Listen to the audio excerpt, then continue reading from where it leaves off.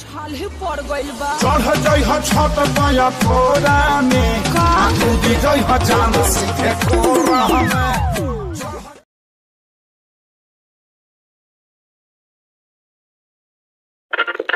हाँ जी दोस्तों, आपके सामने पेश होने जा रहा है आपकी फरमाइश में पवन सिंह का वो सुपरहिट गाना।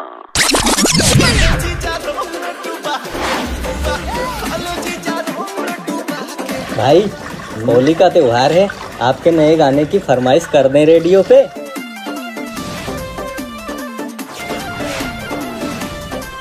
नए गाने के लिए नई हीरोइन भी तो चाहिए। अरे भाई पहले भांग तो पीजिए ना। दे। अरे आ गई। कौन आ गई बे? भाई नए गाने की नई हीरोइन आ गई।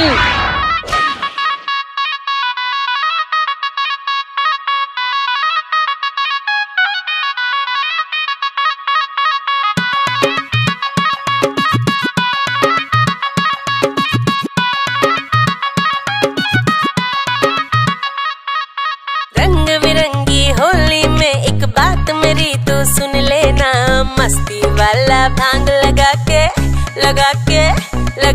मस्ती वाला भांग लगा के सारा रारा कर लेना।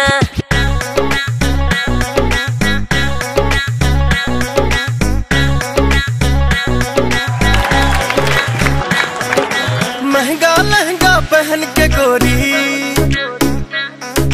काला चश्मा लगा के गोरी,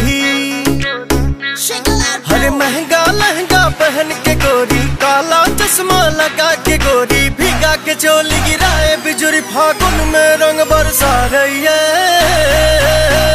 कमरिया हिला रही है, गुलाल उड़ा रही है, कमरिया हिला रही है, बवाल मचा रही है, कमरिया हिला रही है, गुलाल उड़ा रही है, कमरिया हिला रही है, बवाल मचा रही है।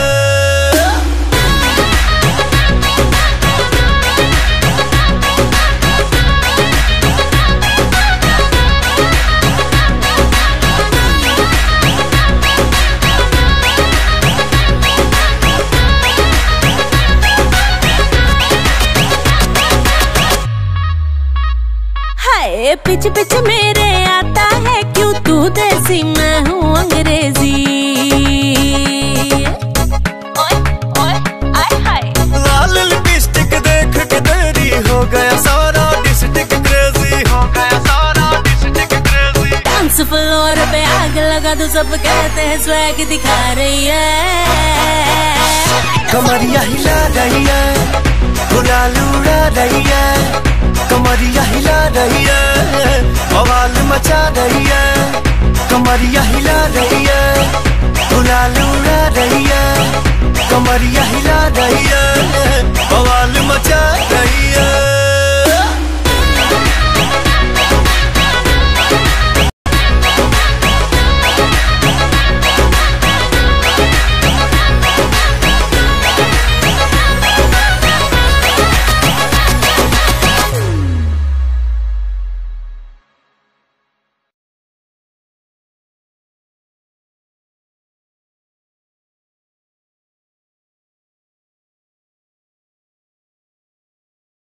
छाले पड़ गइल बा। चढ़ जइह छत पाया फोरा में का कूदी जइह जान सीखे कोरा में।